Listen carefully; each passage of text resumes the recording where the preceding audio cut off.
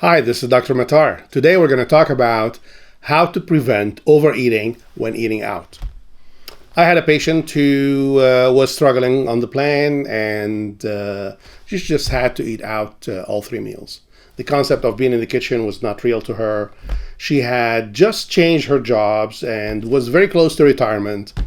And cooking for her was the farthest thing from retirement. So she did not want to be in the kitchen at all.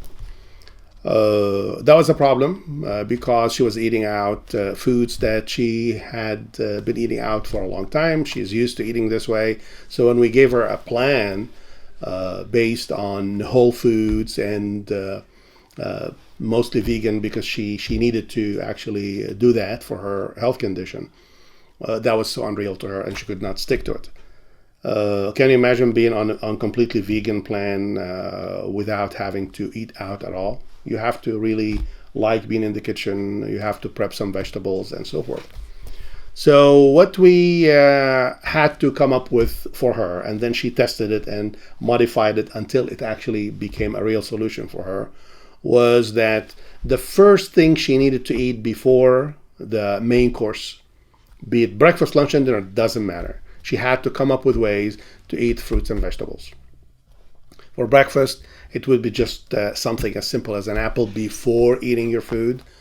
It could be blended vegetables in some kind of liquid form that you could get also at the store. So that would be the first action. And then she would eat what she wanted to eat. We'll talk about what she was eating in a moment.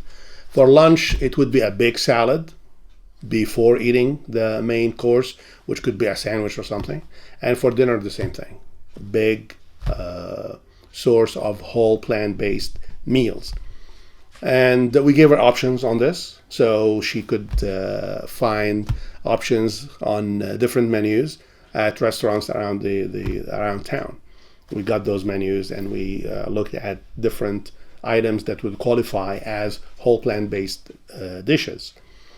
We circled those and we gave her the menus, the printout of the menus, and she had really good options, at the places that she normally would go to. Now, the whole plant-based part to the meal, the first part to the meal, was not enough for her. She needed to actually eat the food that she liked to eat. So what we had her do was, since she's eating something right before eating that meal, we had her ask the server to bring a takeout box with the meal. Be it breakfast, lunch, dinner, doesn't matter. And the purpose of this was to take half of the meal, or even more than half, depending on how hungry she was at that time. She would take half of that, very neatly move them from the plate onto that box, so they are perfect for the next day, or the next meal sometimes. When you take out food, if it's leftovers, it doesn't look good in the box, and it doesn't look good the next day, and it is likely that you won't eat it the next day. But if you take it out of the plate neatly, put it in the box before even starting to eat, then it is very likely that you'll eat it later.